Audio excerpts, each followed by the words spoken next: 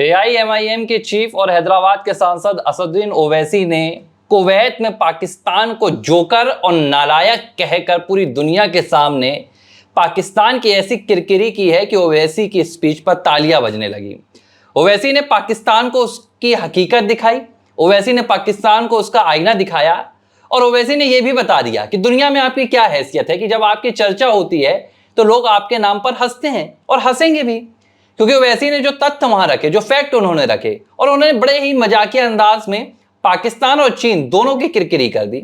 ओवैसी ने बताया कि भाई बीते दिन एक तस्वीर निकलकर सामने आई जिसमें पाकिस्तान के आर्मी चीफ आसिम मुनीर पाकिस्तान के प्रधानमंत्री शहबाज शरीफ को एक तस्वीर देते हैं और इस तस्वीर को देखकर बताते हैं कि देखिए ये हमारी भारत में जीत का प्रतीक है।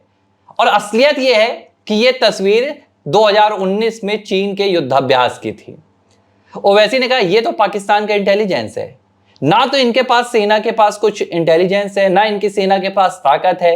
जो इनके जेट्स हैं, जो इनकी मशीन गन्स हैं, जो इनके गोला बारूद हैं, ये चीन से लिया गया है, ना तो वो काम कर रहे हैं। और दुनिया भर में पाकिस्तान अपने आप को एक सफल देश बता रहा है, भारत पर जीत के दावे ठोक रहा है। लेकिन इन तमाम दावों को ओवैसी ने कुवैत में जब एक एक कर खोलना शुरू किया, इन दावों की पोल खोलना उन्होंने शुरू की, तो तालियों की वहां पर गड़गड़ाहट गूंज उठी। और शायद मुझे लगता है कि यही वजह है कि प्रधानमंत्री नरेंद्र मोदी ने ओवैसी का चयन किया था कि जाइए आप मुस्लिम देशों में और वहां पर बैठकर बताइए कि पाकिस्तान क्या करतूत कर रहा है।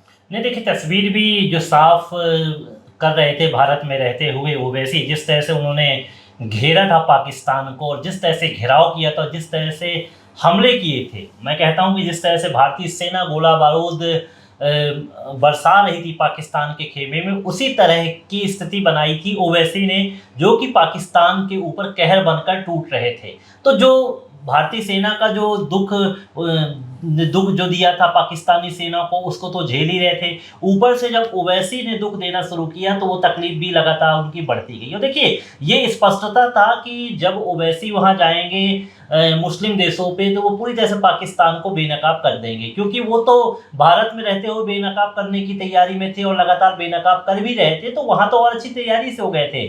और देखिए मुस्लिम देशों पे बेनकाब करना पाकिस्तान को बेहद जरूरी था, क्योंकि पाकिस्तान जो है जब वो कमज़ोर पड़ जाता है तो वो हरदम धर्म का ही सहारा लेता है, वो मुस्लिम धर्म को बदनाम करता है। जैसा हम पहले भी कई बार चर्चा कर चुके, जो इसने अभियान बनाया था, उस अभियान का जो नाम दिया था वो कहीं ना कहीं कुरान शरीफ से लिया गया था। तो वहाँ से इस तरह से लेना और बदनाम करना मुस्लिम धर्म को, उस पर भी प्रहार किया था ओवैसी ने। तो मुझे लगता था कि अब पाकिस्तान को बेनकाब करने के लिए मुस्लिम कंट्री में जब ओवैसी गए तो वहाँ बताना जरूरी था कि किस तरह से धर्म की आड़ लेकर युवाओं को बरगलाता है, उनको वो आतंकवादी बनाता है और आतंकवादी बनाने के बाद वो पाकिस्तानी सेना में आतंकवादियों को शामिल करता है। उसके बाद मानव बम बनाकर भेजता है हमारे कश्मीर और आसपास के इलाके में, फिर वहाँ के युवाओं को भी बरगलाने की कोशिश करता है। और मैं मानता हूँ कि जितनी भी पैसा जितना इकट्ठा करता है पाकिस्तान, वो अपने रोजी रोटी में तो करता ही नहीं होगा, क्योंकि वो तो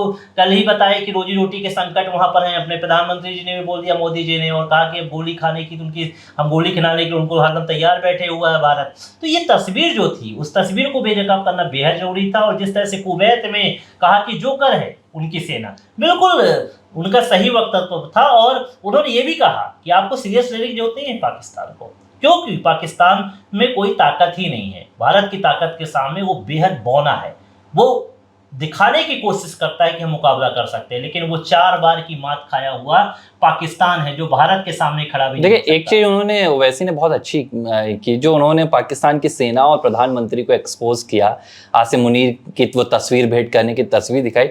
उन्होंने कई देशों को भी संदेश दिया है जो पाकिस्तान की परस्ती कर रहे हैं, और खासतौर पर अमेरिका, क्योंकि डोनाल्ड ट्रंप ने भारत और पाकिस्तान के बीच पूरे तनाव के दौरान कई बार पाकिस्तान को महान देश बताया, पाकिस्तान की तुलना भारत के साथ की, प्रधानमंत्री नरेंद्र मोदी की तुलना शहबाज शरीफ के साथ की। उन्होंने ऐसा क्यों किया, उसके उनके अपने मसले हैं, उनको अपना एक सपोर्ट बनाना है, वो एक अलग मसला है कि वो शांति दूत बनने की कोशिश कर रहे हैं, दुनिया के सुपर पावर बनने की कोशिश कर रहे हैं। लेकिन ओवैसी ने अपने इस बयान से दे दिया कि जिसे आप महान बताते हैं उसे हम स्टूपिड जोकर कह रहे हैं, नालायक कह रहे हैं। और उन्होंने कहा भैया कि नकल करने के लिए भी अकल करने की जरूरत है, क्योंकि पाकिस्तान क्या कर रहा है, जो जो भारत ने ऑपरेशन सिंदूर के बाद किया, पाकिस्तान हर वो चीज दोहरा रहा है। भारत के प्रधानमंत्री आदमपुर एयरबेस जाते हैं तो पाकिस्तान के प्रधानमंत्री भी अपने सैनिकों से मिलने जाते हैं। भारत अपने जो डेलीगेशन है उन्हें विदेश भेज रहा है तो पाकिस्तान अपने डेलीगेशन को तुर्की भेज रहा है, क्योंकि देखिए अब पाकिस्तान की कौन सुनेगा, तो पाकिस्तान वहां भेज रहा है जहां से उसे थोड़ी बहुत मदद मिली थी। चीन भेज देगा, पाकिस्तान तुर्की भेज देगा। और ये सोचने वाली बात भी है कि दुनिया भर में कितने मुस्लिम देश हैं, लेकिन सिर्फ तुर्की को छोड़कर कोई भी मुस्लिम देश पाकिस्तान के समर्थन में नहीं आया। और ओवैसी ने एक खास बात की, उन्होंने बताया कि पिछले इसी साल फरवरी में हाफिज सईद का बेटा एक स्पीच देता है पाकिस्तान में, जिसमें वो कहता है कि भारत में अब वक्त आ गया है कि जिहाद करना है और जिहाद करके खून की नदियां बहा देना है। तो ओवैसी का ये बयान देखिए, क्योंकि ओवैसी हर बात को समझते हैं, इस्लाम धर्म को समझते हैं। अगर यही बयान भारत में कोई हिंदू नेता देगा भारत का, तो वो एक अलग मसला निकल कर सामने आएगा। लेकिन जब ये बयान ओवैसी देते हैं, जो सियासत को समझते हैं, जो पॉलिटिक्स को समझते हैं, जो अंतर्राष्ट्रीय नीति को समझते हैं और जो धर्म को भी समझते हैं, तो मुस्लिम देशों में इसका एक असर पड़ता है। ओवैसी इसी तस्वीर को पाकिस्तान की निकाल कर साफ कर रहे हैं कि देखिए ये एक ऐसा देश है जो फेल्ड स्टेट है। ओवैसी अपने शब्दों में बार बार इसे फेल्ड स्टेट कह रहे हैं, और ओवैसी बता रहे हैं कि ये ना सिर्फ आतंकी खेती कर रहा है या ये ना सिर्फ भुखमरी में मर रहा है, बल्कि जो इस्लाम धर्म है उसे भी बदनाम करने की कोशिश ये कर रहा है, और पाकिस्तान उसका इस्तेमाल कर दुनिया भर में आतंकी खेती कर रहा है। तो ओवैसी का संदेश साफ है कि भाई ऐसे देश को बॉयकॉट कीजिए। और उन्होंने जो मांग की है, ओवैसी हर देश में जाकर उन्होंने इससे पहले बहरीन में भी मांग की थी कि पाकिस्तान को FATF में रखिए, यानी कि फाइनेंशियल एक्शन जो टास्क फोर्स है उसकी ग्रे लिस्ट में रखिए, ताकि इसका जो पूरा फंडिंग का यहाँ पर मसला है वो पूरी तरह से क्लियर हो जाए, पाकिस्तान की फंडिंग रुक जाए। क्योंकि फंडिंग का इस्तेमाल पाकिस्तान अपने देश के नागरिकों के लिए तो कर नहीं रहा है। आटा तो वहां भी 250 रुपए किलो बिक रहा है, पानी के वहां पर लाले पड़े हुए हैं। तो जो फंडिंग जाती है ये कहां जाती है, इसका इस्तेमाल पाकिस्तान कहां कर रहा है, आतंकी ट्रेनिंग में कर रहा है। देखिए ओवैसी जिन मुद्दों को लेकर विदेश गए हैं और जिन मुद्दों को भारत के उठा रहे हैं वो बहुत ही महत्वपूर्ण मुद्दे हैं। जिसका आपने FATF का बात आपने की, उसमें अगर बहिष्कार कर दिया जाएगा तो वो बहुत ही ज़्यादा हमारे लिए कारगर पूरा उपाय होगा। और जिस तरह से नीति को लेकर, खासकर विदेश नीति को लेकर प्रधानमंत्री भी काफ़ी सख्त हैं और व्यवहार बनाने में लगे हुए हैं और वो चाहते हैं। और देखिए एक बात ये भी मानिए कि ओवैसी ये बताना जो चाह रहे हैं कि अगर आप पाकिस्तान का साथ दोगे, पाकिस्तान के साथ खड़े होगे, तो आपको पाकिस्तान से कुछ मिलने वाला नहीं है, क्योंकि तो भिखारी देश है। वो क्या आपको दे पाएगा, ना तो आप उससे व्यापार कर सकते, ना कुछ आप आगे बढ़ सकते हो।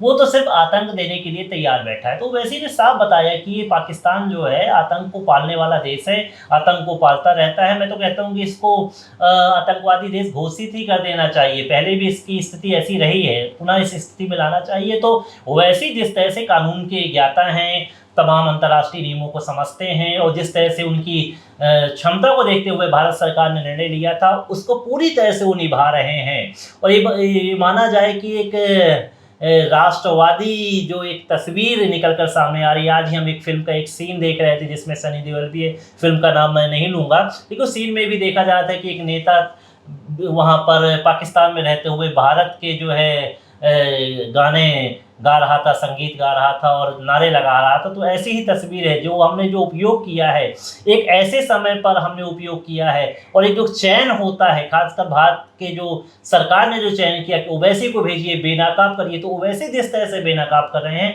वो जो तस्वीर निकल कर सामने आ रही है बहुत ही सुखद है, क्योंकि ओवैसी की बात सुनने वाले हैं। ऐसा नहीं कि ओवैसी के अंतर्राष्ट्रीय स्तर पर प्रशंसक नहीं है। जिन जिन देशों में जा रहे हैं, चाहे कुवैत हो, जहाँ पर उनकी बुद्धिमत्ता के चलते, उनकी जो क्षमताएं हैं उनके चलते सभी मानते हैं। तो कहीं ना कहीं अलग थलग पाकिस्तान को पूरी तरह से कर देना है और एक्सपोज करना है कि वो पूरी तरह से आतंकवादियों को पनाह देता है और भारत के खिलाफ आतंकवादियों को उपयोग करता है। तो ये मैं तस्वीर देख रहा हूँ कि जो वैसी कर रहे हैं, कहीं ना कहीं वो बहुत ही सुखद तस्वीर निकलकर सामने आ रही है। देखिए पहला जो उनका दौरा था वो बहरीन का था, वहां पर भी उन्होंने पाकिस्तान को जमकर लताड़ लगाई।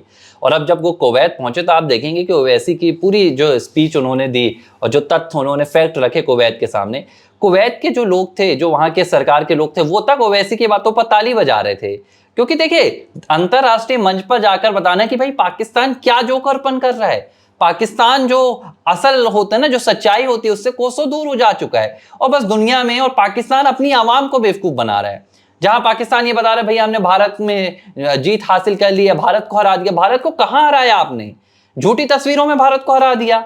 आपके आसिफ जाते हैं विदेश मंत्री तो वो क्या कहते हैं कि भैया सोशल मीडिया पर देखिए हमने, रक्षा मंत्री कहते हैं सोशल मीडिया पर देखिए हमने क्या क्या भारत का गिरा दिया है। तो पाकिस्तान ये बात उन्होंने सच कही ओवैसी ने कि ये एक जोकर देश है और इस देश को अब कहीं ना कहीं जो अंतरराष्ट्रीय स्तर पर प्रतिबंध है वो लगाने शुरू कर देने चाहिए, क्योंकि दुनिया के लिए एक नासूर बनता जा रहा है। भारत जो एक ग्रोइंग कंट्री है, भारत चौथी दुनिया की सबसे बड़ी अर्थव्यवस्था बन चुका है, वहां पर यह अस्थिरता फैलाने की कोशिश कर रहा है। देखिए सामने से क्या होता है, जब भारत युद्ध करने की बात करता है तो पाकिस्तान आके पैरों में गिर जाता है कि भैया रोक दीजिए, सीज फायर कर दीजिए। अमेरिका की पैर पकड़ता है कि भैया उनसे बोल दीजिए, रुकवा दीजिए।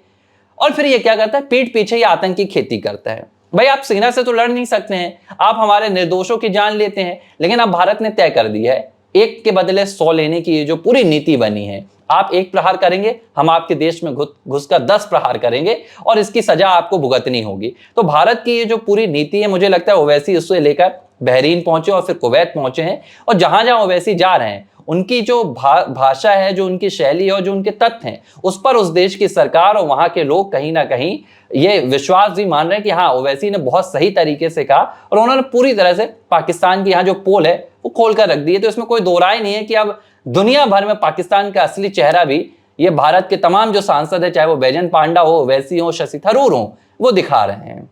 ABC हिंदी न्यूज, आज ही जुड़िए हर खबर के साथ।